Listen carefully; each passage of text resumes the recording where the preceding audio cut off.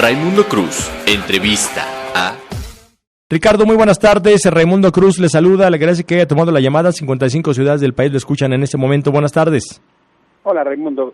Qué gusto saludarte a ti y a todas las personas que nos escuchan. Ricardo, Día Mundial contra la Corrupción. Se oye padre, se oye rimbombante, pero en la práctica, híjole, casi como diría el clásico, el que esté libre de un acto de corrupción que arroje la primera piedra y como que todo el mundo tendría que esconder la mano, casi.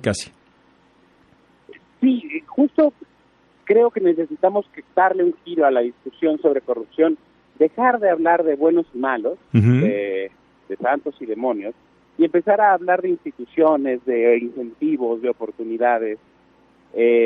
La corrupción un poco depende más de oportunidades, de redes. Así es como funciona la corrupción y no depende tanto de si las personas son buenas o malas. No todos puestos en las condiciones adecuadas podríamos cometer un acto de corrupción.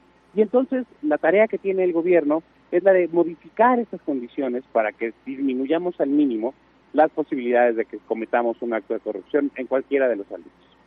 De 180 países considerados en esta lista, México está en el 138, el gobierno actual, que ha sido la bandera del presidente, nuestro presidente López Obrador, su bandera ha sido contra la corrupción, pues hay hechos hoy, me imagino que hay fuego amigo allá dentro del gobierno federal, porque curiosamente hoy, el fin de semana, vemos un hecho lamentable donde trabajadores del gobierno de la Ciudad de México, vemos cómo levantan de manera arbitraria, literalmente le roban sus productos a personas ahí indígenas, personas que están vendiendo pues cuestiones muy económicas, pero es con lo que se sustentan.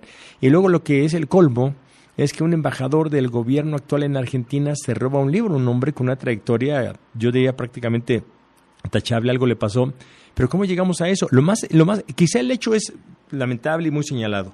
Lo peor de todo es que esto pasó el 20 de octubre y se viene a conocer hoy en el Día Internacional de la Corrupción. Sin lugar a dudas hay fuego amigo, tienen enemigos dentro, están en el caballo de Troya ya en el gobierno federal, pero esto deja muy mal parado a la actual administración.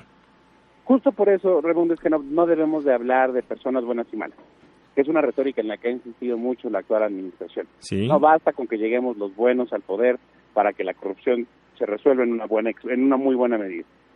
Y estos casos nos demuestran que no es así. No, uno podría incluso hablar también de lo que está pasando en el gobierno de Baja California, cuestionado por todos lados, ¿sí? Y además cuestionado claramente porque pues hay una conversación entre funcionarios del gabinete del gobernador Bonilla en el que están discutiendo el porcentaje de los moches que se están llevando entre ellos, ¿no?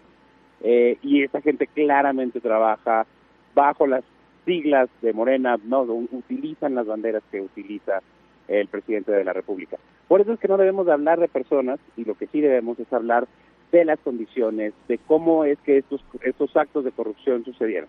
No más allá de lo anecdótico, digamos, por ejemplo, del embajador, lo que debe preocuparnos es por qué funcionarios del gobierno de la Ciudad de México pueden hacer eso que vimos en los videos, o funcionarios del gobierno de Baja California pueden hacer eso que vimos en las conversaciones que hicieron. ¿Sí? ¿Y qué tenemos que modificar en nuestras instituciones, en nuestras leyes, para que deje de suceder? Esas son las preguntas que nos tenemos que hacer para combatir en serio la corrupción. Cuando el presidente llegó, dijo que iba a empezar a barrer de arriba hacia abajo y que si él era pues impoluto, si él era limpio, si él era inmaculado, casi en ese sentido, pues que los demás iban a ser por consiguiente. No, desafortunadamente no.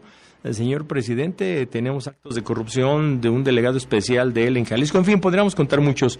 Yo me acuerdo muy bien, a ver si está de acuerdo conmigo Ricardo Alvarado, investigador de Mexicanos contra la Corrupción, cuando Enrique Peña Nieto, presidente de este país, cometió la barbarie de decir que era una condición misma la corrupción del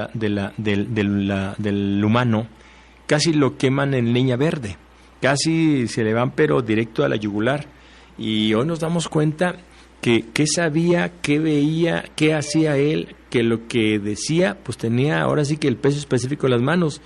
¿Es la condición de los humanos? ¿Tenemos que aceptarlo y vivir con la corrupción todos los días?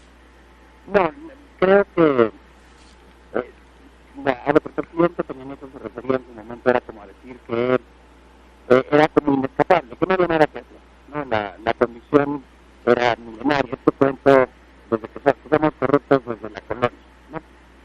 Y creo que no es el caso. El hablar de una naturaleza humana, de decir que precisamente realidad de corrupción operando en redes, es que no se trata de que traigamos la maldad adentro, sino que somos muy malos midiendo el daño a largo plazo y nos gustan mucho los beneficios a corto plazo. Entonces, ante la posibilidad de ahorrarte la tenencia de tu camioneta del año en la Ciudad de México, le sacas placas en Morelos sin saber o sin entender por completo que lo que significa es darle menos dinero al gobierno de la Ciudad de México y que por eso ahora tienes menos calles o calles de menor calidad, ¿no? Si lo pudieras entender por completo, veríamos que pues, no es buena idea que todos saquemos nuestras placas en Morelos por ahorrarnos la lana de la tenencia nada más. No es un tema de buenos o malos, sino un tema como de condiciones humanas que podemos modificar. Y al tema de que si es inescapable o no, pues la verdad es que también dentro de nuestra naturaleza nos gusta hacer las cosas bien.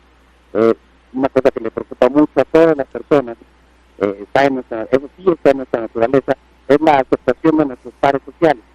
Y la aceptación de nuestros pares sociales puede pasar por un mayor nivel de integridad pública, que en general todos tengamos un estándar mucho más alto de cómo comportarnos en público.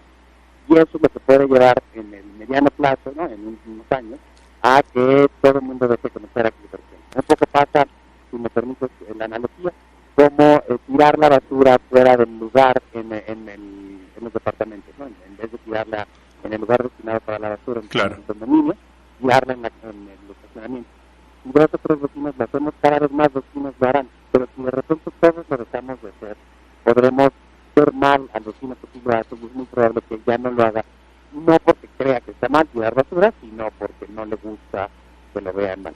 Nos quedamos... Esa es una de las ventajas de la corrupción, que nos gusta ser bien aceptados socialmente. Nos quedamos con eso, Ricardo Alvarado, creo que es un buen ejemplo y creo que ahí se debe de quedar para el ciudadano. Día Internacional, Día Mundial contra la Corrupción. Ojalá que empezáramos primero por nosotros, por uno mismo, para después empezar a hacer una cadenita, que se vaya a hacer una cadenota y creo que podríamos hacer una sociedad distinta. Ricardo Alvarado, Investigación de Mexicanos contra la Corrupción, gracias por tomar la llamada, buenas tardes. Gracias, Raimundo, y un saludo a todas las personas que nos... Gracias.